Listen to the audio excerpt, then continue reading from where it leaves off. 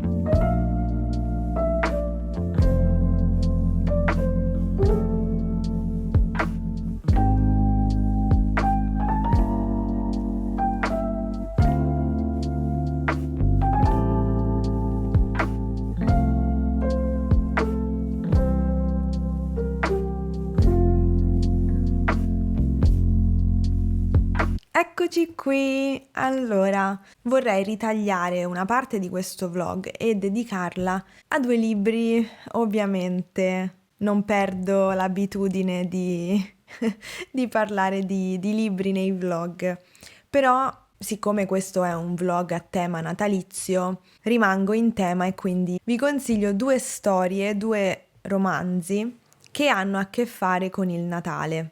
Di questi due libri vi ho già parlato in passato, però mi piacciono talmente tanto che vorrei riproporveli, quindi vorrei riparlarvene.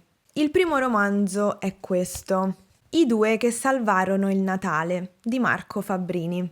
Questo l'ho scoperto per caso qualche anno fa, girovagando nelle librerie, mi intrigava, ho detto perché no, lo prendo e lo leggo. L'ho letto e devo dire che mi è piaciuto molto.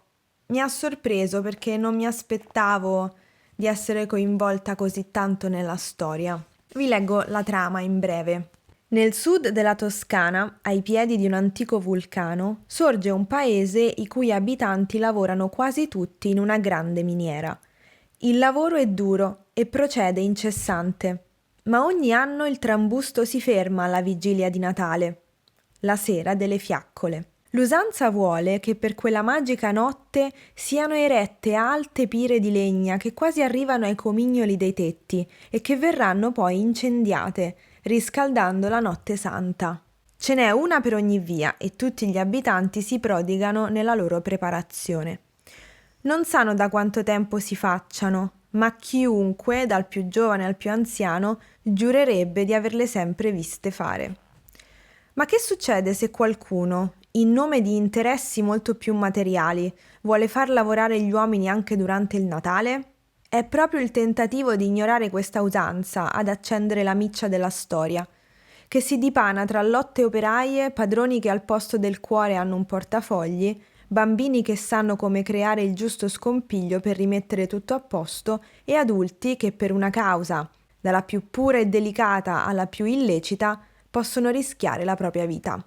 Non voglio svelarvi altro perché nel caso decideste di prendere questo libro, voglio lasciarvi tutta la sorpresa di leggere la storia. Comunque è proprio un racconto di Natale.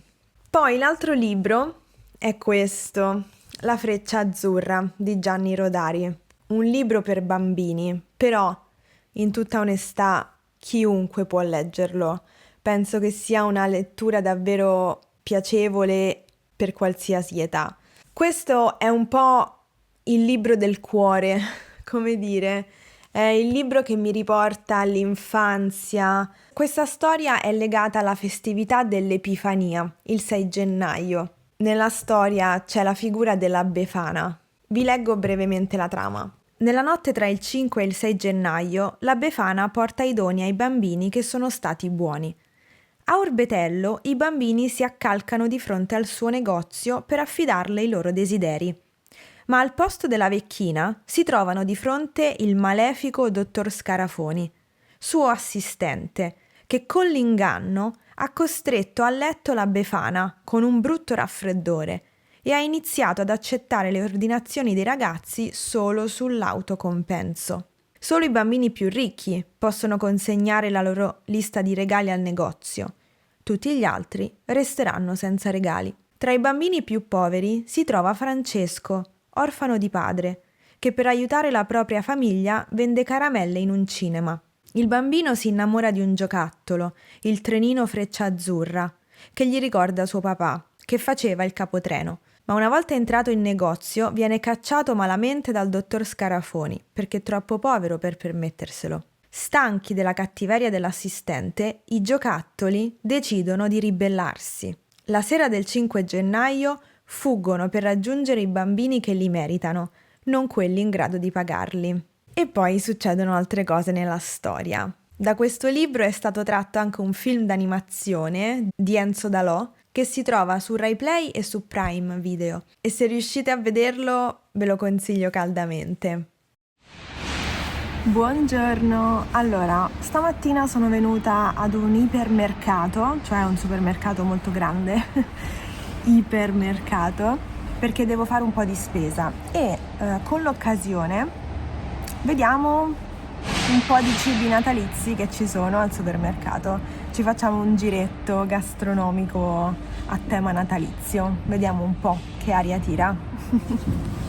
Era abbastanza affollato e quindi insomma ero un po' timorosa a fare il vlog, però ho registrato qualcosa, alcuni dolcetti di Natale. La cosa che mi ha reso più felice è stato trovare questa marca di tortellini bolognesi e quindi ho fatto un po' di scorta perché non c'è niente di meglio di un bel piatto di tortellini in brodo che appunto riscaldano sia il corpo che lo spirito. E poi mi sono diretta nel reparto dei panettoni e dei pandori perché volevo comprarne un paio e quindi ho preso un panettone e un pandoro e volevo anche farvi vedere che ho trovato il canettone e ne ho preso uno.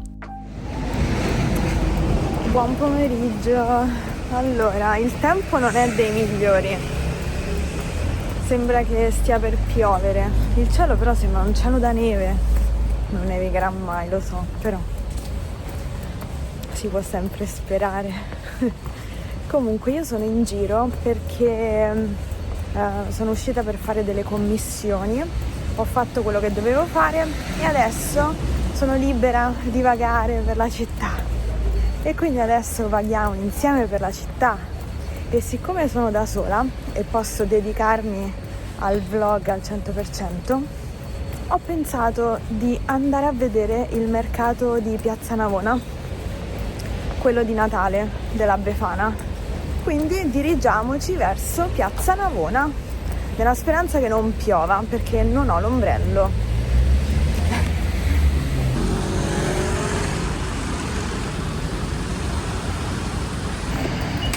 Facciamo una tappa intermedia perché voglio andare a trovare la videogrammatica in libreria, voglio andare a vedere come sta, quante ce ne sono soprattutto e se è ben visibile, perché non vorrei mai che sprecaste tempo a cercarla, deve essere visibile. E quindi, come ho fatto l'altra volta, nel caso in cui non sia bene in vista, la metterò bene in vista, riorganizzerò gli scaffali della libreria. Non sono sicura che si possa fare, ma pazienza, lo faccio in veste di autrice.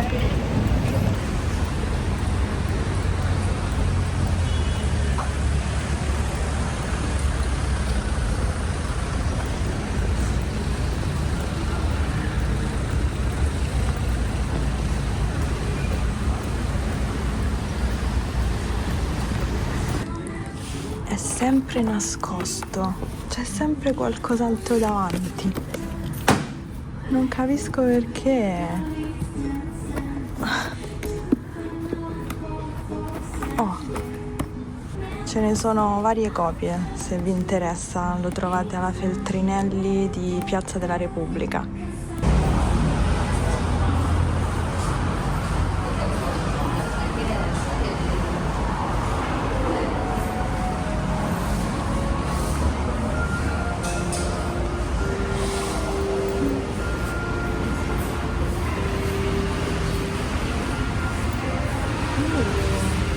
Che bei panettone.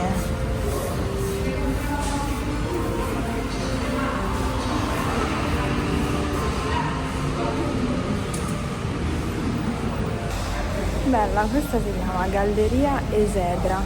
C'è una pasticceria molto molto bella, molto classica. Comunque, tornando al discorso di prima, non capisco perché il mio libro è sempre coperto da qualche altro libro. Questa cosa mi fa rimanere un po' male, sinceramente. Non so quali siano le dinamiche delle librerie. Boh.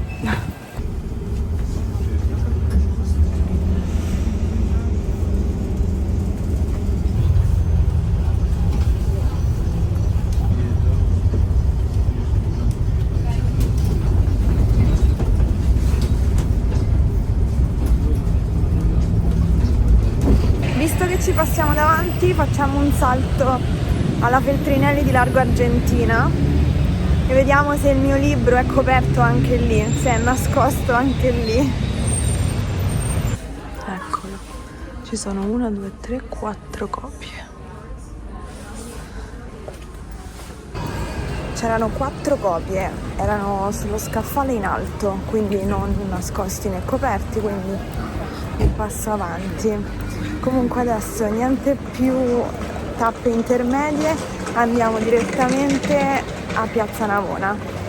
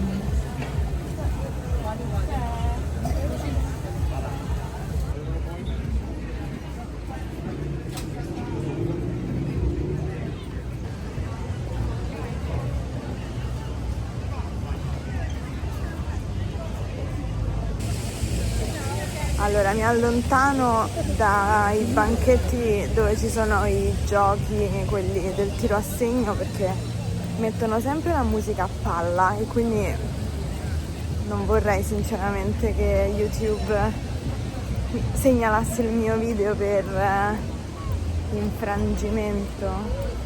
Cioè, nel senso che uso una canzone che non posso... Vabbè, chi se ne frega. Quindi mi allontano, non mi va di sentire la musica a palla dei giochi del tiro a segno. Qui dietro di me c'è la giostra e poi ci sono altri banchetti che vendono i presepi, tutte le statuine per fare i presepi, le scopette portafortuna, le befane. È un po' buia la piazza, quindi non si vede molto, cioè perlomeno il telefono non prende molto, ecco.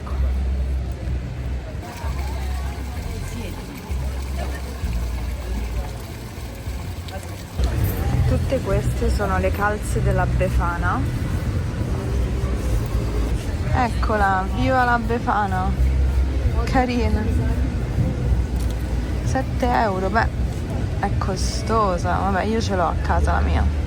Comunque la calza della Befana, la calza della Befana la appendiamo la sera del 5 gennaio, perché così poi tra la notte del 5 e del 6 passa la Befana a riempire la calza con i dolci o con il carbone, chi lo sa.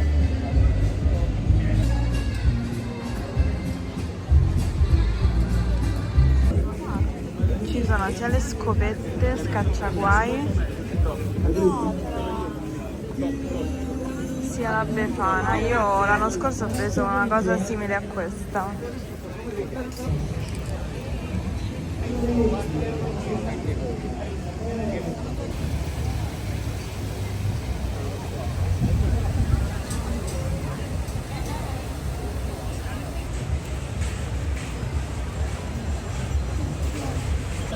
A questo punto mi lascio Piazza Navona alle spalle e torno verso casa. Abbiamo fatto questa passeggiata, spero vi sia piaciuta e per fortuna il tempo ha retto, non voglio dirlo troppo forte, però.